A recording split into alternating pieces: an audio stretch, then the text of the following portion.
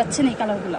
আচ্ছা, কালারগুলো হচ্ছে রেড আছে, ব্ল্যাক আছে, তারপরে নুট কালারটা আছে, তারপরে এই যে বাঙ্গি টাইপ একটা কালার আছে, পিঙ্ক কালারটা আছে। দাম থাকছে কত? 500 টাকা। 500 টাকা। এরপর দেখাচ্ছি এটা খুবই একটু ক্লাসি, যারা হচ্ছে নতুন বউ আছেন বা একটু স্টাইলিশ কিছু চাচ্ছেন, একটু আনকমন কিছু, তাদের জন্য এটা নিতে পারেন। আচ্ছা, এটা নেটের মধ্যে কাজ করা আছে, ফোমটা সীমিত ভারী, অতটাও ভারী না, আবার হালকা ফোমের মধ্যে।